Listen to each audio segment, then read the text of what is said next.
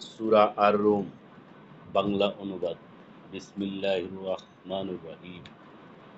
আলিফ লাম মিম। রোমকরা পরাজিত হয়েছে নিকটবর্তী এলাকায় এবং তারা তাদের পরাজয়ের পর অতি সত্বর বিজয়ী হবে। কয়েক বছরের মধ্যে অগ্রপশ্চাতের কাজ আল্লাহর হাতেই। সেদিন মুমিনগণ আনন্দিত হবে আল্লাহর সাহায্যে। তিনি যাকে ইচ্ছা সাহায্য করেন এবং তিনি পরাক্রমশালী, পরম দয়ালু। আল্লাহর প্রতিশ্রুতি হয়ে গেছে, আল্লাহ তার প্রতিশ্রুতি খেলাপ করবেন না, কিন্তু অধিকাংশ লোক জানে না। তারা পার্থিব জীবনের বাহ্যিক দিক জানে এবং তারা পরকালের খবর রাখে না। তারা কি তাদের মনে ভেবে দেখে না যে আল্লাহ নবমণ্ডল ও ভূমণ্ডল এত দুবয়ের মধ্যবর্তী সবকিছু সৃষ্টি করেছেন যথাযথ রূপে ও নির্দিষ্ট সময়ের জন্য, কিন্তু অনেক মানুষ তাদের পালনকর্তার সাক্ষাৎই অবিশ্বাসী। তারা কি পৃথিবীতে ভ্রমণ করে না? অতঃপর দেখে না যে তাদের পূর্ববর্তীদের পরিণাম কি হয়েছিল? কি হয়েছিল? তারা তাদের চাইতে শক্তিশালী ছিল।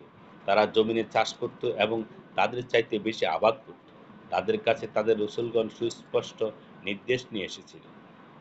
বস্তুত আল্লাহ তাদের প্রতি জুলুমকারী ছিলেন না, কিন্তু তারা নিজেরাই নিজেদের প্রতি জুলুম করেছিল।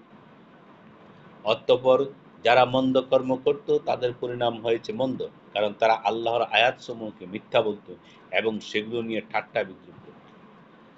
আল্লাহ প্রথমবার সৃষ্টি করেন, অতঃপর তিনি পুনরায় সৃষ্টি করেন, এরপর তোমরা তারই দিকে প্রত্যাবর্তিত হবে।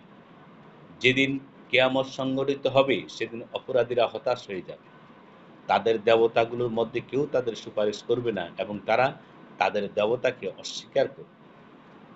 যেদিন কিয়ামত সংঘটিত হবে সেদিন মানুষ বিভক্ত হয়ে পড়বে। যারা বিশ্বাস স্থাপন করেছে ও সৎকর্ম করেছে তারা জান্নাতে সমাদৃত হবে, আর যারা কাফের ও আমার আয়াতসমূহ ও পরকালের সাক্ষাৎকে মিথ্যা বলছে তাদেরকে আযাবের মধ্যে উপস্থিত করা হবে।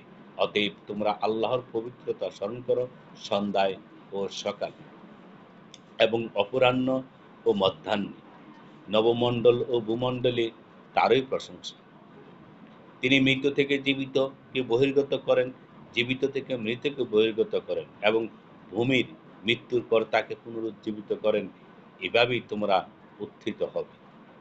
তার নির্দেশনাবলীর মধ্যে এক নিদর্শন এই যে তিনি মৃত্তিকা থেকে তোমাদেরকে সৃষ্টি করেছেন এবং তোমরা মানুষ পৃথিবীতেই ছড়িয়ে আছে।